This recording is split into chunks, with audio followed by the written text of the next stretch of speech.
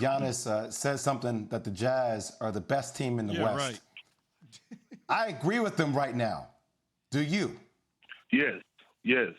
They are the best team in the league. When you look at this Utah Jazz team, they're not lacking at anything. They're top 5 defensively in every category. They're top 5 offensively in every category. And when you look at it, they have a young superstar, Donovan Mitchell. I don't care what anyone says. This guy's a superstar. And we watched it last year in the bubble. But the thing that impressed me the most about Donovan Mitchell this season is his playmaking ability and him being able to make guys around him better.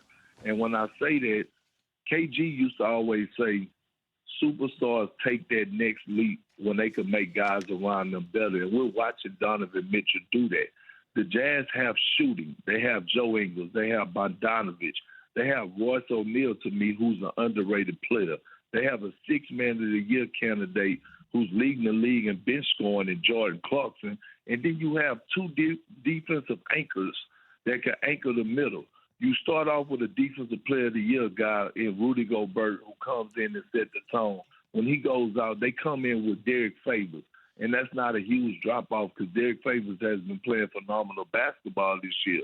Quinn Snyder is a hell of a coach. He's been a hell of a coach in college and since he had taken over the Utah Jazz. I'm looking at them, man, and they are dangerous, and they are one team that I could see that could beat any team in the Western Conference in a 7-game series. Think about this real quick. They took the Denver Nuggets to 7 games.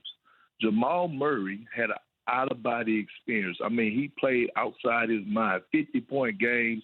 You know, it was close. It was down the stretch. And the Utah Jazz were missing a guy that averaged 20 points a night for them, Bogdanovich. He wasn't even there.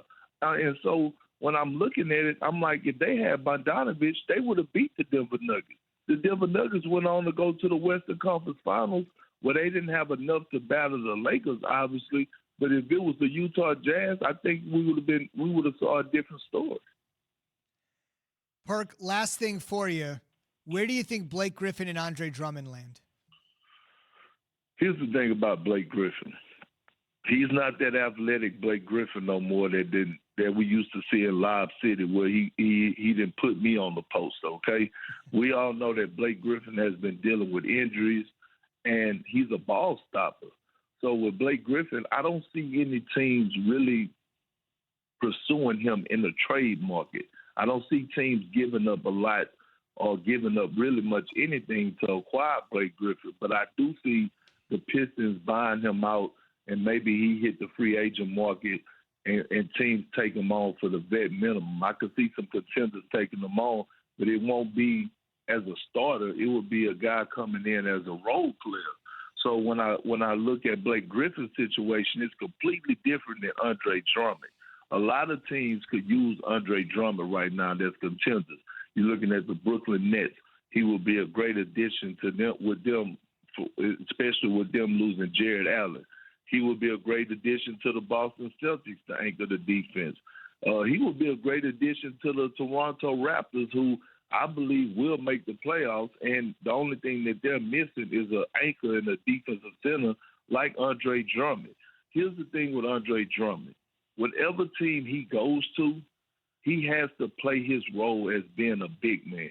I don't want to see him handling the ball and trying to cross people over and do Euro steps and all that. That's not the game that teams need him to play. He needs to be a dynamic roller, which he's capable of doing, a live threat guy at the rim, which he's capable of doing, and anchoring the defense, meaning grabbing rebounds, being a hell of a pick-and-roll defender, and being a rim protector. So Andre Drummond is going to end up on a contender. I could see teams giving up a lot of assets and pieces to acquire him, especially those teams that are in the Eastern Conference right now.